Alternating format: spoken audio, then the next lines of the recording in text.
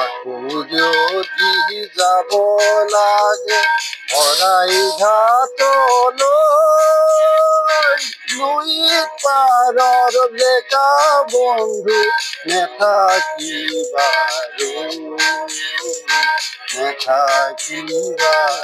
তেলাহী বুলি নহয়, এইটো কেইবাটাও মানে পঞ্চায়ত সামৰি লৈছে। তাৰ পৰা আহি আমি পুতেলাই পঞ্চায়ত, আকৌ বৰখামুখ পঞ্চায়ত, সোৱণশিৰি পঞ্চায়ত আৰু এনেকে কেইবাটাও পঞ্চায়ত সামৰি ল'ব। এই বৃহৎ এৰিয়াটোৰ কাৰণে যদি এই কণ্ট্ৰল ৰুমটো হৈ যায়, মানে বিফৰ ইলেকশ্যন ২৬ চনৰ আগত যদি ইলেকশ্যনৰ আগত যদি আমি ফেব্ৰুৱাৰী মাৰ্চত ইয়াত মানে সম্পূৰ্ণ হৈ উঠিব। আমি ইতিমধ্যে গম পাইছো যে বৰ্তমান আপুনি এটা পিডাৰ, আপোনাৰ এটা পিডাৰ বাসুদেৱ পিডাৰ বুলি ক'লে আমাৰ কাৰেণ্টৰ সমস্যা যথেষ্ট আছিলে আগৰ দিনবোৰত চাব গ'লে। কিন্তু এতিয়া আপোনাৰ এটা য'ত গিলামৰা য'ত বাসুদেৱ পিডাৰৰ যে এটা আপোনাৰ পিডাৰত এটা পাৱাৰ বহিছে, কণ্ট্ৰল ৰুম বহিছে, ইয়াত আগতে যথেষ্টখিনি মানে আচলতে কাৰেণ্টৰ প্ৰব্লেম আছিলে। কিন্তু এতিয়া কণ্ট্ৰল ৰুম বহাৰ পাছত আপোনাৰ কাৰেণ্টৰ ক্ষেত্ৰত নিশ্চয় যথেষ্টখিনি সংখ্যা ভাল হ'ব। এই ক্ষেত্ৰত আপুনি আচলতে ৰাইজক কি ক'ব? এইখিনিত চাবলৈ গ'লে কণ্ট্ৰল ৰুমটো হোৱাৰ পৰা আমাৰ বহুত উপকৃত হ'ব। কাৰণ কেলে এই বাসুদেৱ পিডাৰটো বহুত ডাঙৰ আৰু দীঘল। এইটো ১০০ ওপৰত কিলোমিটাৰ আছে। যিমান ডাঙৰ হ'লেও মানুহ দিছিলে, সেইমতে মানুহো সিমান দুখী নাপায়গে মানুহে। কাৰণ বতৰ বেয়া হ'লে কোনোবা এডোখৰ নহয় কোনোবা এডোখৰ কিবা গছ পৰিব, বাঁহ পৰিব, কাৰেণ্টটো বন্ধ হৈ গ'ল।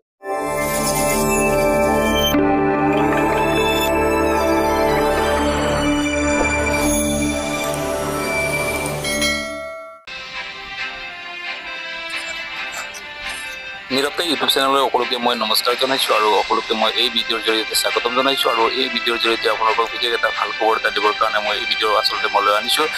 বিশেষকৈ অসমৰ বিভিন্ন প্ৰান্তত কাৰেণ্টৰ সমস্যাত চলি থকা সময়তে আচলতে চৰকাৰে ২৪ ঘণ্টা ৰাইজক কাৰেণ্ট দিয়াৰ যিটো প্ৰতিশ্ৰুতি প্ৰদান কৰাৰ যিটো আজি আমি দেখিবলৈ পাইছোঁ যে এই প্ৰতিশ্ৰুতি আচলতে কথা মতে কাম যিটো হৈ থকা আমি দেখিবলৈ পাইছোঁ। সেই মাজতে আচলতে বেবেজীয়া চাৰিআলিৰ যিটো বৰ্তমান পাৱাৰছৰ যিটো কাম চলিছে আৰু এই পাৱাৰছ কাম ৮০% হৈ উঠিছে বুলি আমি গম পাইছোঁ। জানিবলৈ দিয়া মতে আগন্তুক নতুন বছৰৰ আগতে বেবেজীয়া পাৱাৰছৰ কাম হৈ উঠিব বুলি আচলতে আমাক জনাইছে। আৰু এইখিনি সকলো কথা বিৱৰি জানিবৰ কাৰণে জিলামৰ বৈদ্যুতিক উপমণ্ডল কেন্দ্ৰত আচলতে কৰ্মৰত লাইনমেন এজন মোৰ ওচৰত আছে। তেখেতৰ লগত সকলো কথা বিৱৰি জানিবৰ কাৰণে মই কথা পাতিম। মোৰ লগতে আপোনালোকে ভিডিঅ'টো চাই থাকক।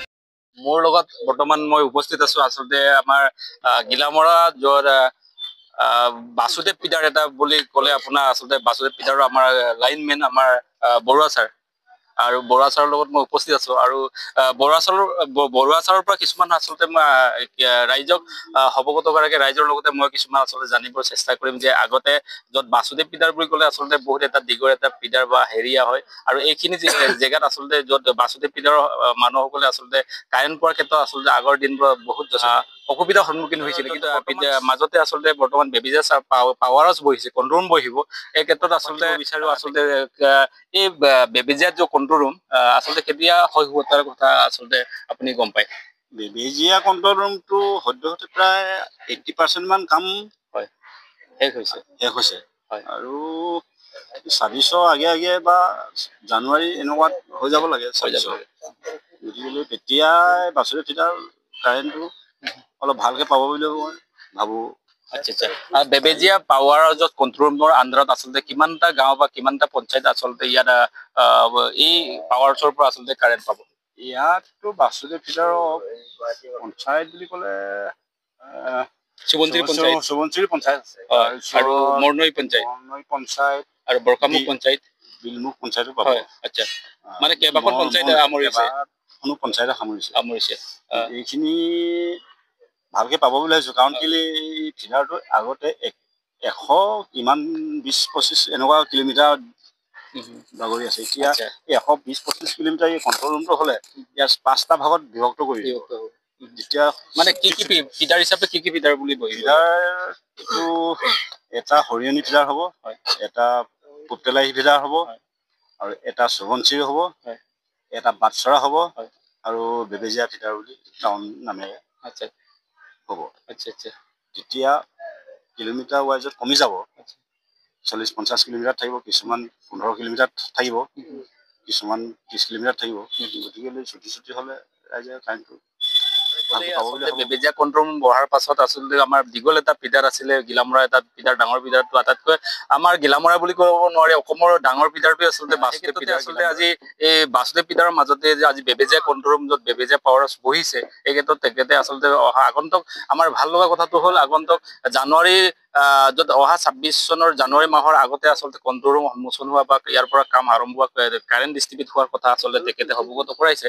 আমি খুবেই আনন্দিত পাইছো। নিশ্চয় ইয়াত কেইবাটাও পঞ্চায়তে আচলতে উপকৃত হ'ব। এই ক্ষেত্ৰত আচলতে আপোনাৰ কৰ্মৰ দিনত এতিয়া বিশেষ এটা মই কথালৈ আপোনাৰ ব্যক্তিগত কথালৈ কওঁ যে আপুনি বৰ্তমানলৈকে কাৰেণ্টৰ ইলেক্ট্ৰিচিটি জড়িত হৈ পেলাই বৰ্তমানলৈকে আপোনাৰ এই ইলেক্ট্ৰিচিটিটো অৱসৰপ্ৰাপ্ত হ'বলৈ গৈ আছে। আপোনাৰ বেছি বয়স নাই, দেখিছো আপোনাৰ বয়সটো। সেই ক্ষেত্ৰতে আপোনাৰ য'ত আপোনাৰ অভিজ্ঞতাখিনি অকণমান ক'ব নেকি? যে ইয়াত কৰ্মৰত ইলেক্ট্ৰিচিটি কৰ্মৰত হৈ পেলাই আপোনাৰ কি অভিজ্ঞতা আছে নে? এই অভিজ্ঞতা এইটো ৰাইজৰ সহায় হয়, আৰু 1 নম্বৰতে আমাৰ কৰ্মচাৰীৰ লগৰ ষ্টাফ সহায়, এনেকুৱাবিলাক থাকিলে কাৰেণ্টৰ সমস্যাবিলাক অতি সোনকালে সমস্যা দূৰ হয়। এনেকুৱাবিলাক অভিজ্ঞতা বুলি ক'ব পাৰি। কাৰণ কেলৈ ৰাইজে সহায় কৰিলেহে যিকোনো ৰাজহুৱা কাম এটা ছাকচেছফুল হয়। আচ্ছা আচ্ছা। নহ'লেতো ডিপাৰ্টমেণ্ট হিচাপে ভাবি থাকিলে বহুত দেৰি হৈ যায়। আপোনাৰ গুৰুত্বপূৰ্ণ কথা এটা ক'লে। আচলতে বিশেষ এটা আমাৰ ইলেক্ট্ৰিচিটি ডিপাৰ্টমেণ্টৰ ৰাইজৰ সহযোগিতা হৈ নিতৌ প্ৰয়োজন আছে। কাৰণ যিহেতু চাব গ'লে য'ত ত'ত বাহ পৰে, এই ক্ষেত্ৰত যদি ৰাইজে অকণমান সজাগতা লৈ পেলাই বা যদি ডিপাৰ্টমেণ্টক জনাই মানে অতি সোনকালে আচলতে কাৰেণ্ট পুনৰ আপোনাৰ বাঁহ চাহ কাটি বা গছ পৰিলে গছ কাটি পেলাই আচলতে পুনৰ কাৰেণ্ট দিব পৰা যায়, তেনেকুৱা এটা অভিজ্ঞতাৰ কথা কৈছে। এতিয়া বেবেজীয়া কণ্ট্ৰল ৰুম বহাৰ পাছতো যদি ৰাইজৰ তেনেকুৱা সহযোগ নিশ্চয় থাকে, ভৱিষ্যতৰ দিনবোৰত আচলতে সুন্দৰকৈ ৰাইজক কাৰেণ্ট বিলাৰ ক্ষেত্ৰত আচলতে কাৰেণ্ট পোৱাৰ ক্ষেত্ৰত নিশ্চয় দিয়াৰ ক্ষেত্ৰত বেছিভাগকৈ মানে উপকৃত হ'ব বুলি মোৰ তাৰ পৰা আশা কৰিছো। আৰু আপোনাক সিমানতে মই ধন্যবাদ মাগিছো।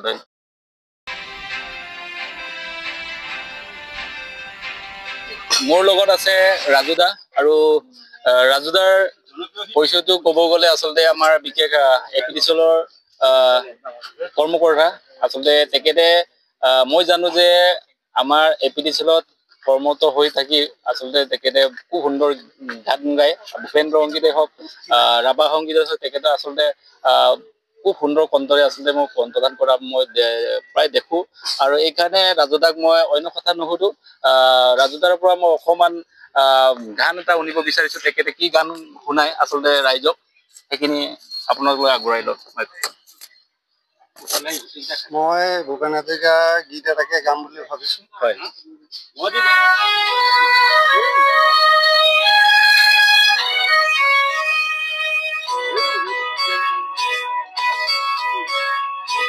আকৌ যদি যাব লাগে শৰাই ঘাটলৈ, লুই পাৰৰ ডেকা বন্ধু নেথাকিবাৰু, নেথাকিবাৰু।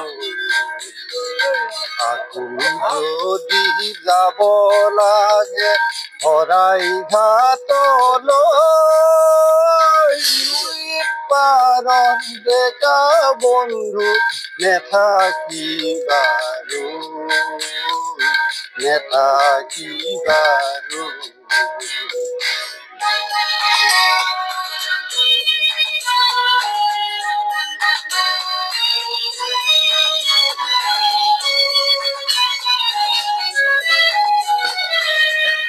কিবা থৌবৰ লুইতৰ কোবাল হোতে পাই, হক পতাৰক সকলোকে নিয়ক উটুৱাই। কিবা থৌবৰ লুইতৰ কোবাল হোতে পাই, হক পতাৰক সকলোকে নিয়ক উটুৱাই। বাউসী পাহুৱাল ডেকা শংকা কি হলো, শংকা কি হলো,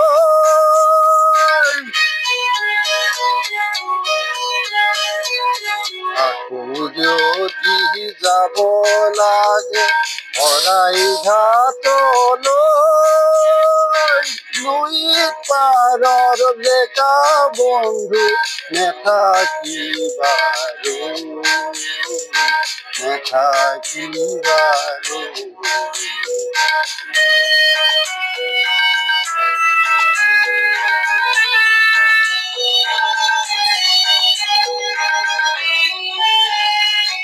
দিশে দিশে সুখে কোনো দানৱতাৰ গান সৰলতাৰ মানৱতাৰ আজি প্ৰিয়মান দিশে দিশে সুখে কোনো দানৱতাৰ গান সৰলতাৰ মানৱতাৰ আজি প্ৰিয়মান হুকাতুৰা আইৰ চকুলো হুকাতুৰা আইৰ চকুলো চাবা কেনেকৈ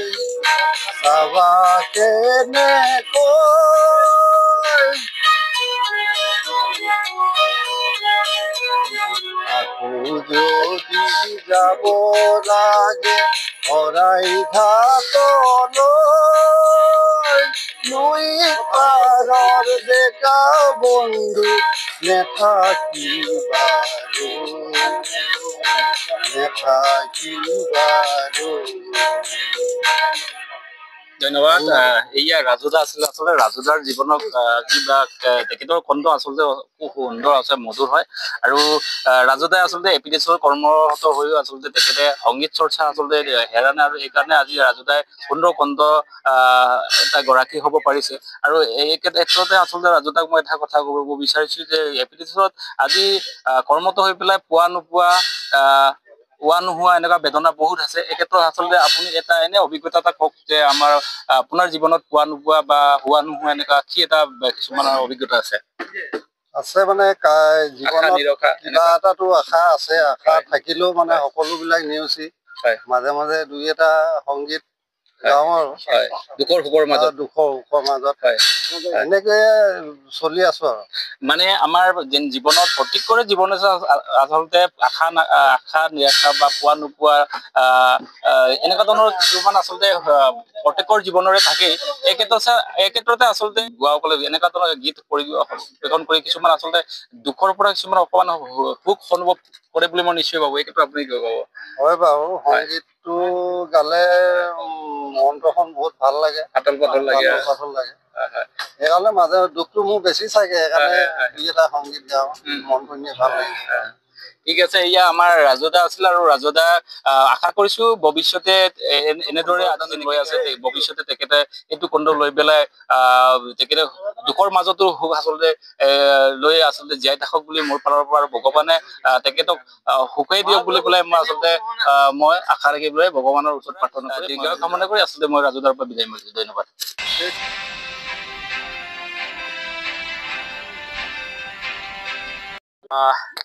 মই বিশেষ মোৰ ওচৰত আছে আমাৰ গিলামৰা অন্তৰ্গত য'ত বাসুদেৱ পিদাৰ আচলতে দিগৰ এটা পিদাৰ মই য'ত আগতে আমাৰ বৰুৱা ছাৰে কৈ দিলে বিশেষ বাসুদেৱ পিদাৰৰ অন্তিম মানে লাষ্ট এটা পিদাৰৰ যিটো আমাৰ আপোনাৰ ফুটতেলাই আমাৰ পুলকান্ত পেগুক আচলতে মই জানিব বিচাৰিম যে আগত বৰ্তমান যে বেবেজীয়া চাৰিআলি আচলতে বহুত ধৰণৰ সমস্যা হৈছিল, কিন্তু এতিয়া আমি জানিব পাৰিছো যে বেবেজীয়াত কণ্ট্ৰল হোৱাৰ পাছত আচলতে পুতলাত যথেষ্ট সংখ্যক নিশ্চয় কাৰেণ্টৰ যিটো অসুবিধা নহ'ব বুলি ভাবিছো। এই ক্ষেত্ৰত আচলতে আপুনি ৰাইজক কি ক'ব? নহয়, এইটো অকল পুতলাহি বুলি নহয়, এইটো কেইবাটাও মানে পঞ্চায়ত সামৰি লৈছে। তাৰ পৰা আহি আমি পুতলাই পঞ্চায়ত, আকৌ বৰখামুখ পঞ্চায়ত, সোৱণশিৰি পঞ্চায়ত, আৰু এনেকে কেইবাটাও পঞ্চায়ত সামৰি ল'ব।